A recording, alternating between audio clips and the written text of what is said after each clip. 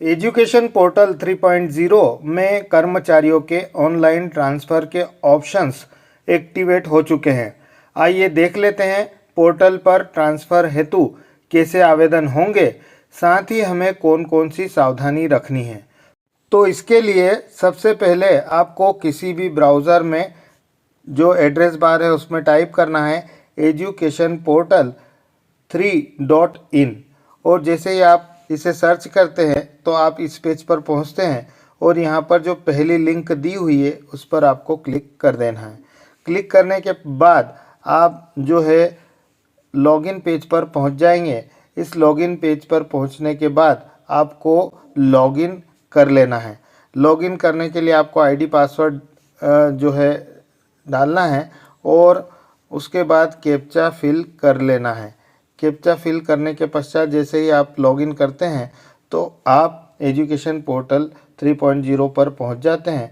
यहाँ पर आपको जो एक एरो का निशान दिखाई देगा उस पर आप पर जो क्लिक करना है। यहाँ क्लिक करने के बाद आपके सामने ट्रांसफ़र मैनेजमेंट का एक ऑप्शन दिखेगा, उस पर आपको क्लिक कर देना है और ट्रांसफ़र मैनेजमेंट पर क्लिक करने के पश्चात आपको फिर से एरो पर क्लिक कर देना है। यहाँ पर आपको ट्रांसफ़र मैनेजमेंट के अंदर कई सारे ऑप्शंस दिखेंगे। उसमें आवेदन करने के लिए जो ट्रांसफ़र का आवेदन करना है उसके लिए वॉलंटरी ट्रांसफ़र एप्लीकेशन पर क्लिक कर देना है। जैसे ही आप क्लिक करते हैं तो यहाँ पर उस कर्मचारी की समस्त जानकारियाँ आपको दिखाई देने लगेगी। अब हम आवेदन के लिए आगे बढ़ते हैं तो यहाँ पर हम देखेंगे कि इसमें जो पहला ऑप्शन है are you suffering from serious illness, तो इस ऑप्शन पर हम जब यस करते हैं तो यहाँ पर इलनेस के जो 5 प्रकार है वह आ जाएंगे।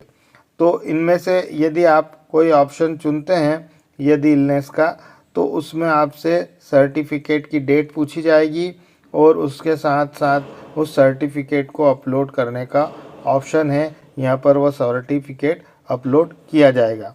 अभी हम इसमें नो कर देते हैं। उसके बाद मैरिटल स्टेटस पूछा जाएगा।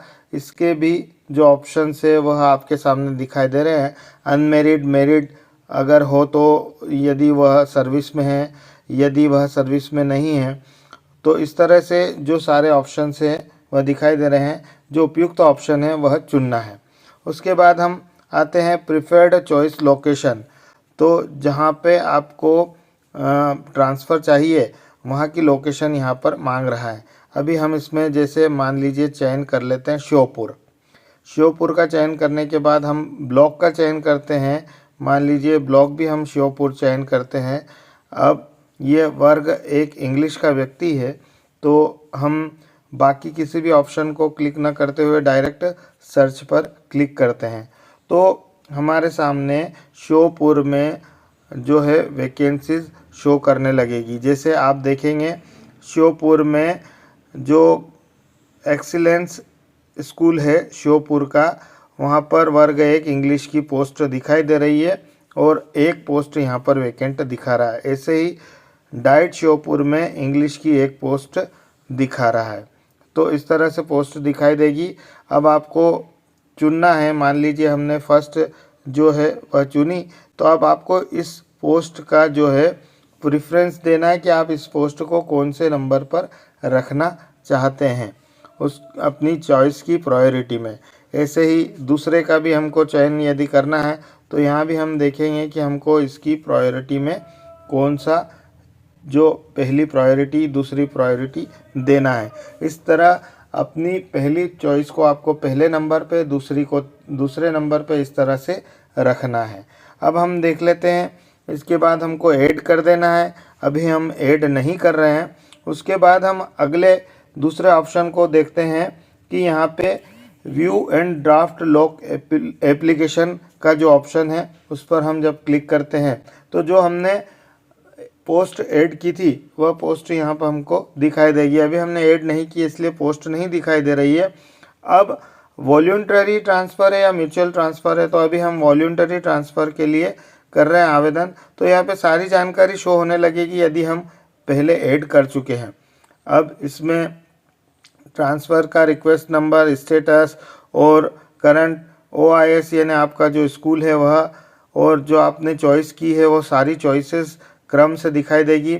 अब ये प्रिंट ड्राफ्ट एप्लीकेशन यहाँ से हम प्रिंट कर लेंगे और उस पर सिग्नेचर कर देंगे और 500 KB में हमको उस फाइल को यहाँ पे अपलोड करना है और अपलोड करने के पश्चात जो है वह लॉक कर दी जाएगी। यहाँ पर आप देखिए व्यू ड्राफ्ट एंड लॉक, तो लॉक कर दी जाएगी अपलोड करने के बाद। उसके बाद आप अपनी जो है चॉइस में कोई परिवर्तन नहीं कर सकेंगे, इसलिए सावधानी पूर्वक यह लॉक करें। दोस्तों इस वीडियो में इतना ही।